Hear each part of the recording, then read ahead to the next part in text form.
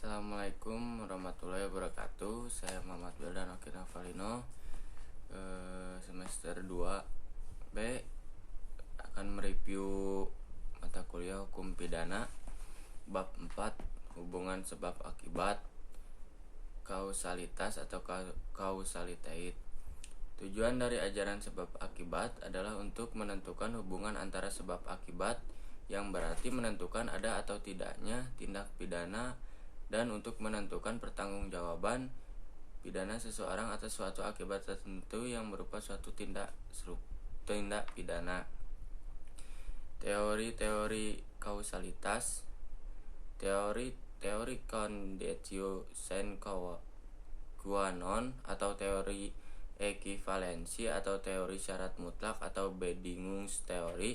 Teori ini mengatakan tiap syarat adalah sebab dan semua syarat itu nilainya sama. Sebab kalau satu syarat tidak ada maka akibatnya akan lain pula. Contoh, A dilukai ringan, kemudian dibawa ke dokter.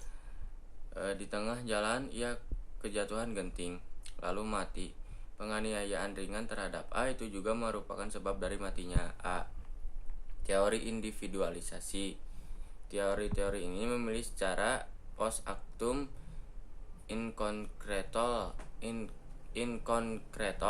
artinya setelah peristiwa konkret terjadi, dari serentetan faktor yang aktif dan pasif dipilih sebab yang paling menentukan dari peristiwa tersebut, sedang faktor-faktor lainnya hanya merupakan syarat belaka.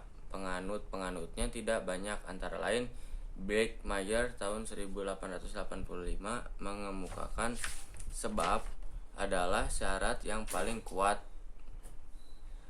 2. Binding. Teorinya disebut Ubergewitz teori. Dikatakan sebab dari suatu perubahan adalah identik dengan perubahan dalam keseimbangan antara faktor yang menahan negatif dan faktor yang positif, di mana faktor yang positif itu lebih unggul. Teori-teori generalisasi. Teori ini melihat secara antefaktum sebelum kejadian atau in extracto. Apakah di antara serentetan syarat itu ada perbuatan manusia yang pada umumnya dapat menimbulkan akibat semacam itu, atau menurut perhitungan yang layak mempunyai kadar untuk itu. Contoh-contoh tentang ada atau tidaknya hubungan sebab akibat yang adekuat.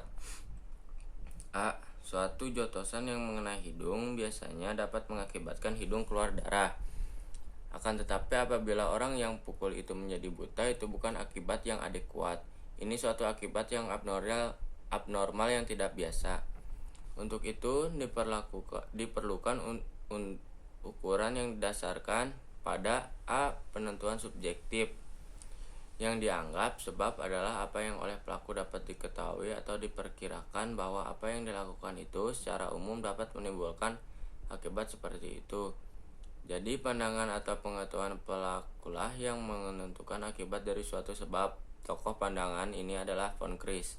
B. Penentuan objektif, yang dianggap penentuan atau sebab adalah keadaan atau kejadian adalah pengetahuan hakim yang didasarkan pada suatu keadaan yang secara umum dapat diketahui. Tujuan terhadap teori kausalitas. Dari teori-teori tentang kausalitas yang dianggap paling mendekati kebenaran adalah teori adekuat atau kausalitas. Tetapi untuk menggunakan teori ini perlu mendapatkan penambahan, yaitu adanya unsur kesalahan dari pelaku dalam melakukan perbuatan atau kegiatannya. Oleh karena itu, teori dari von Kris ini dianggap sesuai dengan jiwa hukum pidana, yaitu dapat melindungi kepentingan hukum terhadap perbuatan yang hendak memperkosanya. Atas dasar itu, hukum pidana harus membuat pagar atau aturan terhadap tindakan atau perbuatan yang mendatangkan kerugian. Sekian dari saya. Wassalamualaikum warahmatullahi wabarakatuh.